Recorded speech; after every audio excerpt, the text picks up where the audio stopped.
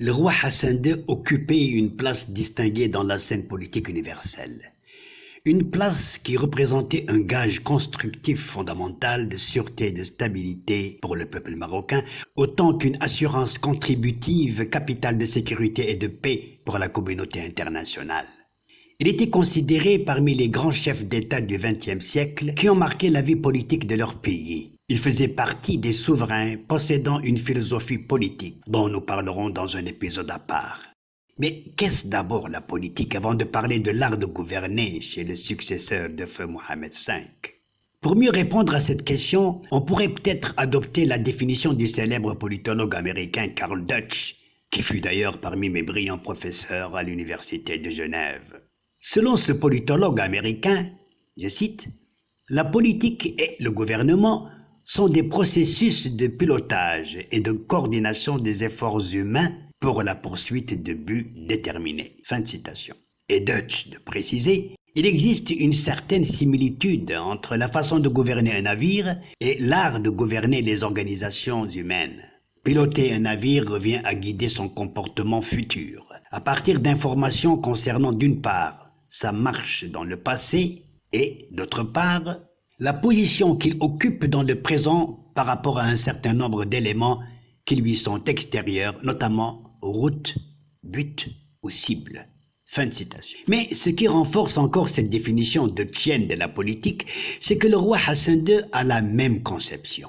Car pour lui aussi, être un bon gouvernant équivaut à être un bon rameur de kayak. Je cite, « La période que nous traversons, disait-il un jour, est une période de changements énormes dans le monde, dans la civilisation. Alors, nous sommes dans des rapides, comme vous le savez, dans les rapides, où on s'en sort ou on culbute. Ce que je voudrais est qu'on puisse dire de moi, que j'ai bien manié la pagaie ou la rame dans mon cognac, qui est le Maroc, en traversant les rapides qu'on traverse. » Fin de citation. Ainsi, Karl Deutsch et le roi Hassan II comparent l'art de gouverner à l'action de manœuvrer en mer, sur navire ou sur kayak. Être bon pilote ou bon rameur, c'est le même résultat auquel on aspire, c'est-à-dire éviter de faire naufrage en arrivant à bon port, soit la finalité dans l'art de gouverner. Seulement, le roi, avec son idée de kayak et de pagaie, donne à l'art de gouverner un aspect dynamique plus éprouvant, car descendre une rivière en kayak comporte certainement plus de risques que piloter un navire en haute mer, même dans l'orage ou la tempête. Le kayak exige en effet plus de réflexe et d'habileté. Mais dans ce mouvement de pilotage très actif, l'inattention ou la négligence pourrait être fatale. Parce qu'il faut, je cite, « naviguer d'une façon qui n'aille ni trop à bâbord ni trop à tribord », avait averti le souverain, comme s'il interpellait par anticipation sur le degré de dextérité qu'exige la conduite du kayak. Manœuvrer, manœuvrer, manœuvrer, l'esprit toujours vif devant les dangers de cette navigation, qui s'apparente au risque du métier de roi d'un souverain, soit les périls du pouvoir en général, dont les conspirations ou les coups d'État quand ils réussissent sont les plus graves. À l'instar de la navigation en kayak, regardez ici, observez, où chaque falaise, chaque roche, voire chaque côté d'un escarpement rocheux sur les côtes et les bords de la rivière peuvent être mortels à chaque choc sur un roc. La comparaison du souverain marocain résulterait probablement de sa longue expérience de dirigeant qui a affronté les pires situations. Les complots successifs ou les tentatives de coup d'État échoués en juillet 1971 et en août 1972, auxquels il échappa miraculeusement, furent les pires conspirations qui, davantage, le tailleront d'expérience, certainement.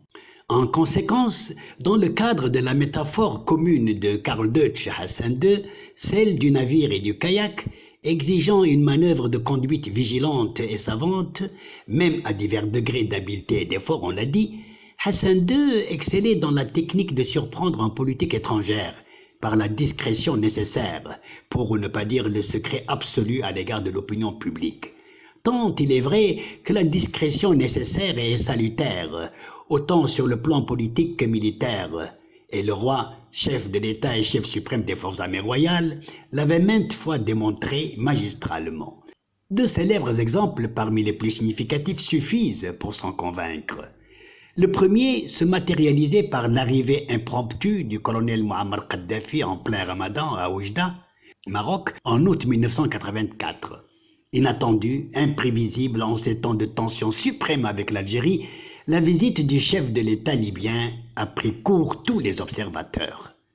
Le second, intervenu 2 ans plus tard, aux antipodes du premier politiquement parlant, fut la rencontre à Ifrane en juillet 1986 entre le premier ministre israélien Shimon Peres et le monarque au cœur d'une conjoncture géopolitique délicate au Proche-Orient, liée au conflit israélo-arabe en général et la question palestinienne en particulier.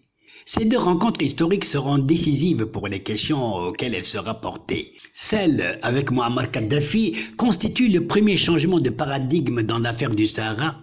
Celle avec Muammar Kadhafi constitue le premier changement de paradigme dans l'affaire du Sahara dit occidental par la cession de l'aide apportée par Tripoli au Polisario ainsi que la fin de l'axe Alger-Tripoli sur ce dossier. Celle avec Shimon Peres constitue le premier pas exploratoire arabe pour l'ouverture d'un dialogue arabo-israélien sur le conflit opposant les parties en question. Mais ce qu'il convient de retenir du côté purement marocain, c'est que les deux visites, dont le secret a été gardé jusqu'à la dernière minute, soulignons-le encore, s'inscrivent dans la lignée des coups de génie attribués par la presse internationale, je cite, dans la lignée des coups de génie attribués par la presse internationale au roi Hassan II, décrit comme un homme politique habile et redoutable manœuvrier. En effet, un redoutable manœuvrier politique dont il fut qualifié par le notoire doyen des journalistes franco-maghrébins, Béchir Bani Ahmed, à l'état 1984, au lendemain du coup de maître royal sur Kadhafi. En tout cas, l'approche commune de la politique chez les deux hommes, Karl Deutsch et Hassan II, nous signale déjà la hauteur intellectuelle de ce dernier et les horizons de sa dimension politique dans le sens le plus large. Sur la base de cette acception moderne, l'art de gouverner repose sur une culture générale réelle, car le champ de la politique n'exclut aucun domaine de la vie sociétale.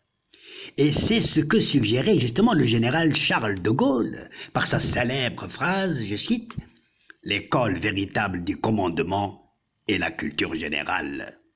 Fin de citation. En d'autres termes, l'art de gouverner se confond quasiment à la culture générale dans une association aussi cohérente qu'efficiente, au point d'en devenir un concept global et indivisible, si bien que l'art de gouverner devient synonyme de science de commander. Par suite, le manque d'une connaissance intégrale ou, pour le moins, l'insuffisance d'une culture essentielle chez un homme d'État limite ses potentialités intellectuelles et ses facultés politiques dans l'art de gouverner. De ce fait, les aptitudes cérébrales d'un dirigeant sont d'autant plus efficaces que sa culture générale est vaste. Un grand politique équivaut à un esprit dirigeant largement instruit.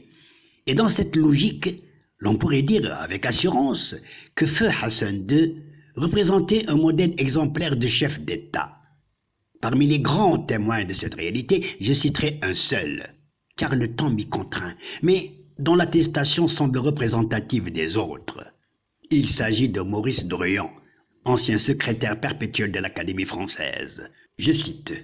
Les anciens Grecs disaient, de ce qu'ils appelaient l'art royal, c'est-à-dire l'art de gouvernement, qu'il est fait d'une connaissance suffisante de tous les autres. Parmi les souverains, chefs d'État et de gouvernement qu'il m'a été donné au cours de ma vie déjà longue d'approcher, je n'en ai pas connu qui, mieux que Hassan II, soit l'illustration de cet axiome. Droit public et privé, droit comparé, histoire nationale aussi bien qu'universelle, théologie, non seulement de l'islam mais des autres religions du livre, poésie, lettres, philosophie, art militaire et géostratégie, médecine dans tous ses aspects, musique et art pictural, agronomie, géologie, architecture, industrie, découverte et application de la technologie. Il n'est pas d'activité humaine, de production ou d'œuvre de l'esprit vers laquelle sa curiosité ne l'ait portée, ni dont son agilité intellectuelle ne lui ait permis d'assimiler les principes et souvent les détails. ce qui lui permet d'être de plein pied avec les savants, les philosophes, les artistes, les experts, et d'avoir avec eux des dialogues en profondeur, ce qui lui permet de conduire une diplomatie remarquable, une diplomatie planétaire, à la fois intuitive et réfléchie, inventive et sage, marquée du sens du verbe, du geste, et du temps que maintes nations se reprocheront de ne pas avoir suivi et que l'avenir étudiera comme un modèle. Fin de citation. Par ailleurs, en possédant de solides connaissances dans les disciplines précitées, sans se désintéresser des autres domaines scientifiques concernant l'homme et la vie, le roi Hassan II associait le spirituel au matériel. Une alliance qui dépassait le champ de la théorie pour se concrétiser à travers des structures et des établissements. L'Académie du Royaume du Maroc, instituée en avril 1980, représente aujourd'hui le sommet et le symbole universel de l'effort et de la portée intellectuelle du monarque. À la quatrième partie de cette série, si Dieu le veut, je l'espère,